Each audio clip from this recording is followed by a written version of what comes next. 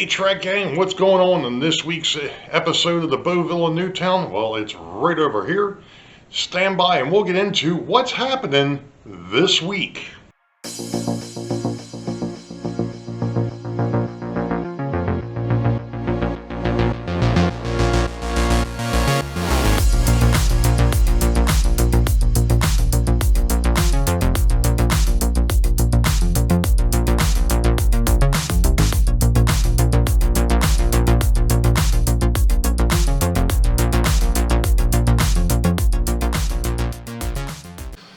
Well, hello Trek Gang, and welcome to, I believe this is going to be episode 23 for 2024. It happens to be August the 13th of 2024. It's Tuesday. I did some more, as you can, well, I'm back in my new work area, my new old work area. However you want to look at it. And there's a reason, and that is, no, I'm not back here to work on anything. Not yet. I was actually, the last couple days, I started working on building trying to build a spray booth for the the airbrush, that thing, for the airbrush. And I wasn't happy with how it was turning out, so I decided to take a break from that.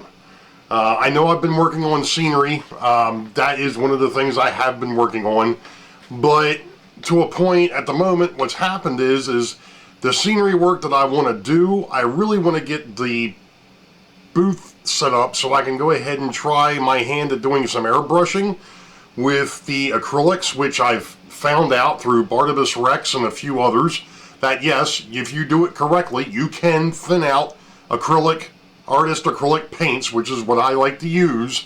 Number one, because guess what? They're all water-based, which means you don't have any of the fumes, and since this thing doesn't vent outside down here, that's perfect. So I'm not going to be using enamels and things of that nature, anything that's oil-based, so that's fine.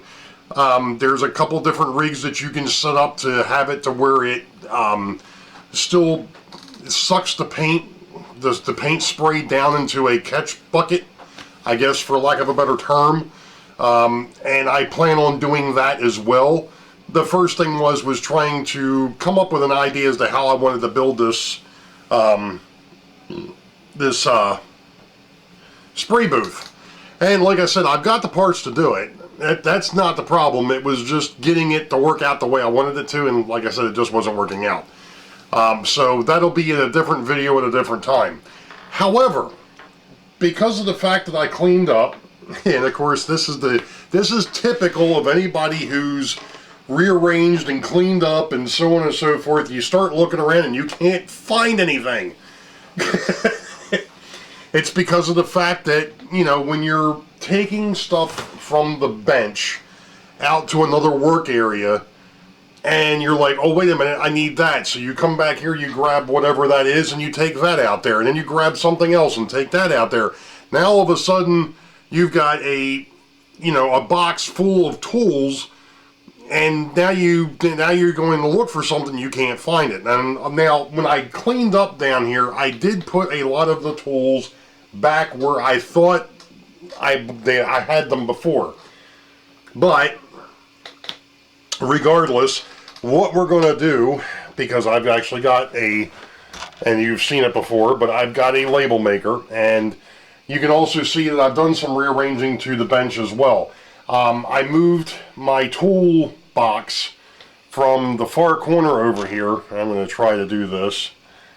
Alright, so I moved the magnifying lamp back, moved the toolbox over so it's more in front of where I'm going to be doing a lot of the work. It's right in front of, well, it's, you know, right here in front of me. So this is good. The only issue with that was, obviously, now I can't leave the front door down if I'm going to be back down here testing locomotives, because obviously the, and of course now the door doesn't want to close, it'll be over top the test track that's back here. No big deal. Not a huge problem. I mean, you know, it can be closed. I can have my pull whatever tools out that I need, put them down here in front of me, do my work, and then once I'm done, just, you know, whatever. So that is one minor little thing. Now, yeah, I could probably move the tracks out, but the piece of glass, even though the piece of glass that I've got down here is shattered, well, not completely shattered, but it's broke. I was using that to cut on, but because of the fact that the workbench, that the top of this workbench wasn't completely flat when I was pressing down on it when I was building the bridge, I broke it, and I'm not even showing that on camera, but I broke the glass. So it's one of these. I do have another piece of glass that I can replace it now that I've gone ahead and put another piece of wood over top of the actual workbench top that gives a little bit more stability. I might be okay. I put another piece of glass here. I'm not debating whether I really want to do that or not. Anyway, back to the toolbox. As you can see, I went ahead and moved the soldering station up here. I think it works out better. I actually turned around, or took the heat gun holder and turned it around 180 degrees, because originally this is supposed to sit this way, and if I did that, and of course I'm knocking stuff over, if I did that, then it wouldn't have turned off. These are all empty containers that I was saving for doing different things, mainly flat car loads and things of that nature. Anyway, of course I don't use the heat gun that often, but it would be nice not to have it sitting here blowing heat all over the place. So, and because of the fact that there's a handle up here, well, I went ahead and put these little boards up underneath, so that way it was up over top of the handle, so it sits nice and flat up there. It's easy to get to. You know, now if I need to solder anything, I can bring the soldering iron down here, and I've got plenty of room to maneuver and not be in, it's not in the way up there either. So that works out great. Now, I had started to, a while back, start labeling these drawers. So there's wrenches over here. I've got my files over there. Actually, this should be the metal. These here are just miscellaneous files, because my metal and plastic files are down in these two larger drawers. This one here is specifically supposed to be for track laying. That's the reason why there's metal files in here. These orange ones are my metal files. And this here is my scenery drawer, which means that everything in here mostly is for working on scenery, and I've got a set of files here that are labeled for plastic. And we've talked about that before, but I'll reiterate it, and that is the fact that you do not want to mix and match your tools. If you've got tools that you've used on metal, do not use them on plastic, because you will scrape the living heck out of the plastic and possibly even destroy it. Now, I think I've talked about this before, but I'm getting a little bit ahead of myself. This toolbox belonged to my grandfather. He used to work for Bendix. He actually worked on the radar systems that were used during the space race. And of course, when he passed away, my dad got a hold of it, and then of course when my dad passed away, I found it, and I basically have taken it over and cleaned it up and so on and so forth. And you know, I'm not taking anything off of here, but I am going to go ahead and put my own labels on here, because like I said, I've got my wrenches, my files. This is all drill bits and screwdriver bits for your drills. This is all pens, paper and pencils. Then of course, like I said, this is my track laying drawer. This is going to be my scenery work drawer. And then this one down here is my electrical drawer. So all the electrical tools will go down here. In fact, if I clean this out enough or move things around enough, I can probably go ahead and even stick my dad's Fluke 87 in this drawer, and it'll probably fit. With the exception of the fact that I have to unplug the leads, but that's fine. Perfect. Now that's off the bench. Alright, so what I'm going to do now is I'm going to go through here and I'm going to rearrange some things, clean some more things up, and then we're going to go from there, because I do have a couple of things that I want to work on here at the bench, and I'm really not ready to do that yet. So give me a few minutes and we'll be back. I tell you what, this is already nice having things right at your fingertips. I mean, this is going to work out great as far as I'm concerned. So I've gone ahead and cleaned up the toolbox. Got everything labeled, got everything shifted. I actually took one of these old plastic containers that I had from Nails and put my X-Acto blades. I don't know how good the X-Acto blades are, if they're good, bad, or indifferent, but they're in a plastic case now. They're not just floating around in the drawer where they can stab the living crap out of me. So that's a good thing. So I'm going to touch on one more thing here before I get into what I was thinking about getting into here.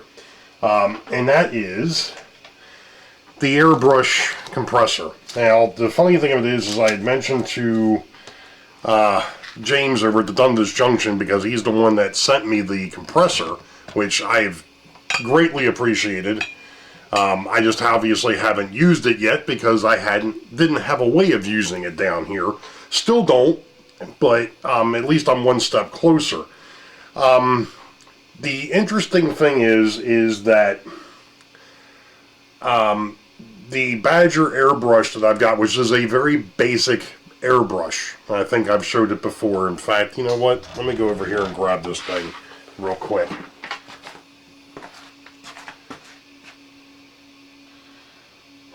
Actually, I may not be able to grab it as quick as I thought, but, you know, because I'd have to de-rig it from the compressor, and I'm not about to do that at the moment. So, here it is. Like I said, it's a very basic airbrush. It's obviously got the siphon tube and the bottle. I used it years ago. The last time I think I used it was probably in 1993-94 when I painted up the PA1, and that was using Model Masters paint, which obviously I think for the most part I think Model Masters has been bought out, gone away, whatever. At any rate, as you can see, this has got a very unique hose adapter to it. It's not a normal, to me it's not a normal size. So what did I do? Well, I went on, because Badger, the box that I have, actually said, hey, you need to go out and you need to get a specific part number. And of course the part number isn't actually on, that would have been too easy. Oh, there it is. It's on the back. They covered it up. It's a 50-023. So that's what I did. I went out and got this, which was great. What that does is it takes it from a 1/4 inch down to that connection for the air hose. Wonderful. Well, the problem is that is a that's bigger than the connection that was on the compressor. Alright, so now what do I do? Well, I went up to Home Depot, and what I ended up doing was getting two things. I actually ended up getting a 1/4 inch connection. It's a male to male, and then the other one is a 1/4 inch to 1/8, and that's a female to female. So what it is it's a female 1/8 inch to a 1/4 inch female. Then I've got the 1/4 inch male coupling that goes into the actual piece that feeds the piece that feeds the hose. Okay, great. I get this thing all together. I put it on the air compressor and realize it leaks like a freaking sieve.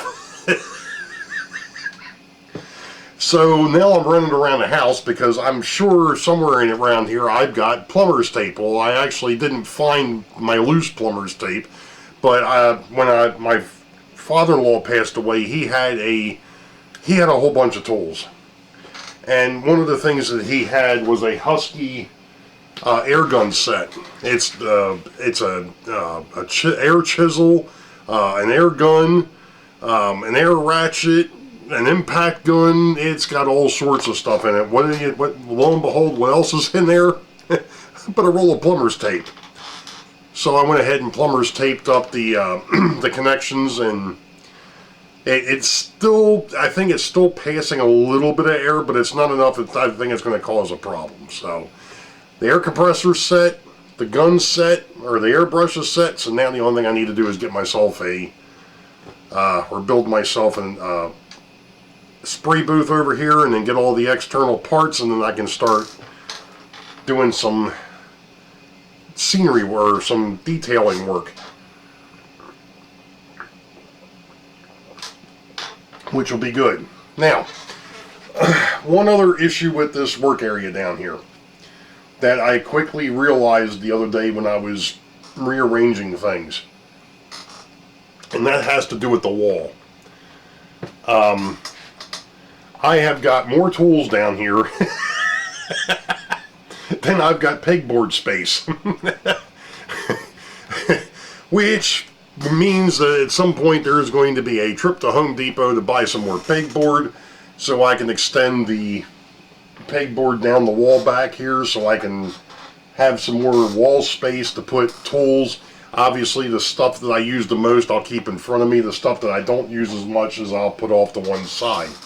But I just don't have any more pegboard down here or available at the moment to go ahead and put that all the way across. Now, one other thing is, and I don't know if I showed this or not, so we're going to swing over here a minute. Now, it's probably going to show up, it's fairly light over here, but the only reason being is because I've actually got the ring light on. It's very dark over here where the spray booth is going to go.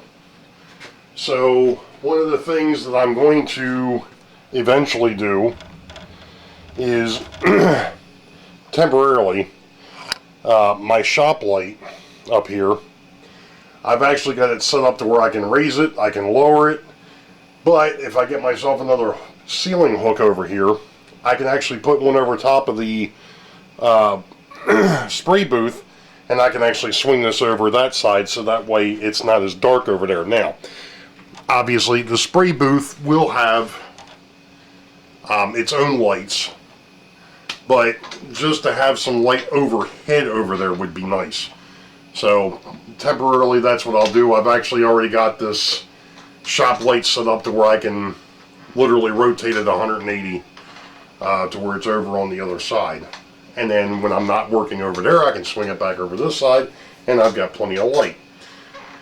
So I'm going to go underneath the bench down here and pull out a couple of things that I want to mess with, and we're going to see, or I'm going to see how well this new rig works.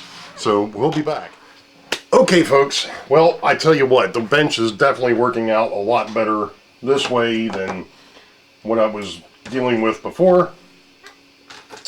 And I actually fixed the locomotive. I'm not going to show you that because it was one of the old AHM DDTs, one of the little switchers. But the other thing that I was working on was this guy. And I forgot who sent it to me, and I apologize.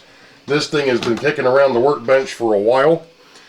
But the only thing I've really got left to do on this is put the detail parts on it, which is basically the handrails up the sides, and the brake wheel on the one end, and so on and so forth. Actually, I've got a couple of things I got to do with this thing yet, but all the grab irons and things of that nature. So One of the things that was unique about this kit is the fact that there's supposed to be a roof walk, and for whatever reason the kit didn't have it. And I remember reaching out to, I believe this was an Intermountain kit, reaching out to Intermountain, and they don't have the parts for it anymore. So I guess one of the things I'll be doing sometime in the future, maybe I'll make my own roof walk or something like that, but I'm just interested to get this thing put together and get it on the layout, because that's another 50-foot box car that I'll have. Not that I run a lot of the 50-footers, I mainly run the 40-footers, but it will be nice to have another piece of rolling stock on the railroad. Anyway, that is going to pretty much do it for this week. Like I said, the biggest thing with this was just getting this work area straightened out, and like I said, eventually I'll be working on building a, I'm just trying to get the camera this set, but that's okay. Getting the spray booth built, that'll be in the next, probably be in the next episode, because I want to get that done so I can go ahead and start working on some of the extra scenery things that I was working on first, before I start moving on to other things. But this Sunday is Sidetrack Sunday. Will be on the Fulton's Bailey Model Railroad channel. That'll be Mr. Rick the Tree. He'll be handling that this week, and this weekend I'm still not going to tell you what's going on this weekend. I'll wait till it happens. But there's been some planning going on in the background, and this is going to be an interesting weekend, I think. So, with that being said, you all know the deal. Wait for the highball. Green tracks ahead. We'll catch you all next time. Be safe. God bless. We will see ya.